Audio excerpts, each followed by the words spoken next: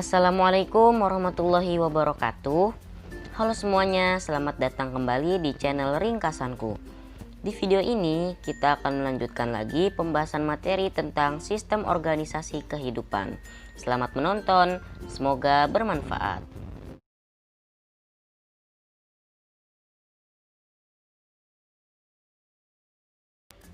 Jaringan adalah kumpulan dari sel-sel yang memiliki struktur dan fungsi yang sama. Pada video kali ini, saya akan membahas tentang jaringan hewan dan tumbuhan. Yang pertama, kita mulai dari jaringan hewan. Jaringan pada hewan terdiri atas beberapa macam, di antaranya 1. Jaringan epitel, yang kedua jaringan ikat, yang ketiga jaringan otot, dan yang keempat jaringan saraf. Jaringan epitel berfungsi sebagai pelindung.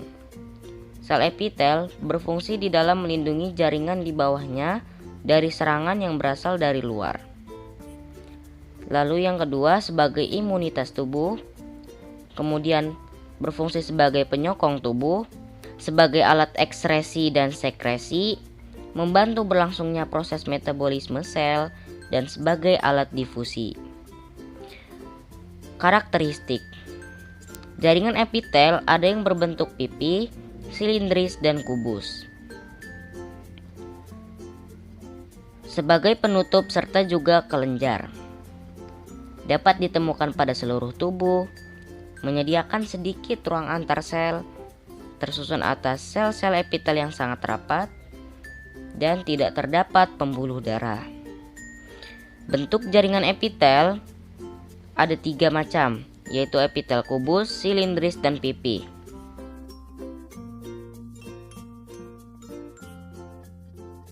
Yang kedua jaringan ikat. Fungsinya yaitu mengikat atau melekatkan antara jaringan satu dengan yang lain. Sebagai imunitas tubuh, sebagai penyokong dan pelindung berbagai jaringan, organ, dan bagian tubuh, dan sebagai transportasi zat-zat. Karakteristik mempunyai komponen intraseluler atau matriks.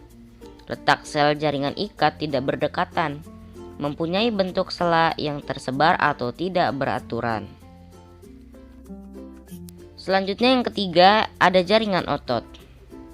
Fungsinya menggerakkan organ tubuh, menggerakkan kerangka tulang, menggerakkan dan mengontrol jantung, menyimpan cadangan makanan walaupun tidak banyak, menggerakkan organ pencernaan, dan sebagai keseimbangan tubuh.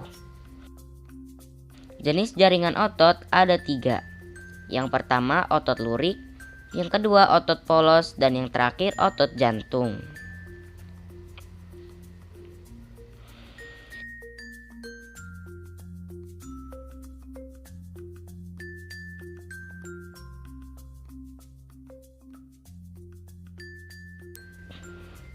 Jaringan terakhir yang terdapat pada hewan yaitu jaringan saraf.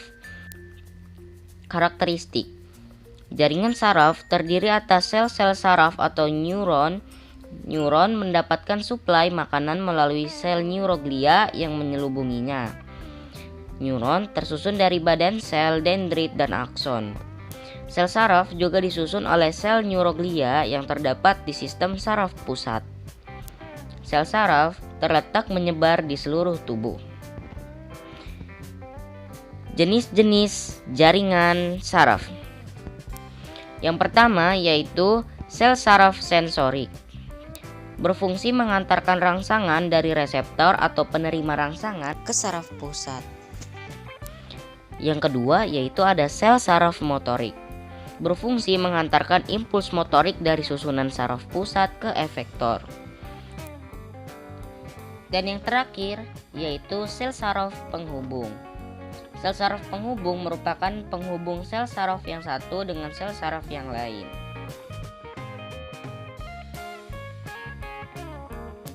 Struktur jaringan saraf. Yang pertama yaitu dendrit. Dendrit berfungsi sebagai penerima impuls serta menyampaikan impuls yang diterimanya menuju ke badan sel. Yang kedua yaitu badan sel. Badan sel merupakan bagian dari jaringan yang terbesar di mana di dalam badan sel terdapat nukleus atau inti sel. Bagian ini mempunyai fungsi sebagai penerima impuls maupun rangsangan dari sitoplasma bercabang menuju ke akson. Bagian yang ketiga yaitu nukleus atau inti sel. Inti sel berfungsi sebagai regulator dari semua aktivitas sel saraf. Inti sel ini berada di dalam badan sel serta mengambang di antara sitoplasma. Selain itu, di dalam jaringan saraf juga terdapat neuroglia atau sel glia. Fungsinya untuk mendukung segala kebutuhan neuron. Bagian yang keempat yaitu akson. Akson berfungsi sebagai pengirim impuls yang diperoleh badan sel menuju ke sel saraf melalui sinapsis. Yang kelima yaitu sel skuan.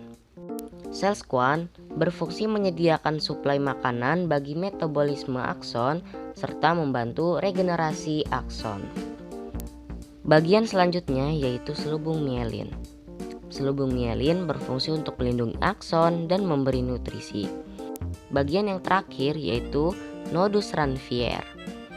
Bagian dari akson yang tidak terbungkus mielin disebut nodus Ranvier. Nodus Ranvier berfungsi dalam mempercepat penghantaran impuls. Nah, jadi itu dia pembahasan tentang sistem organisasi kehidupan. Terima kasih telah menonton, semoga video ini bermanfaat. Wassalamualaikum warahmatullahi wabarakatuh.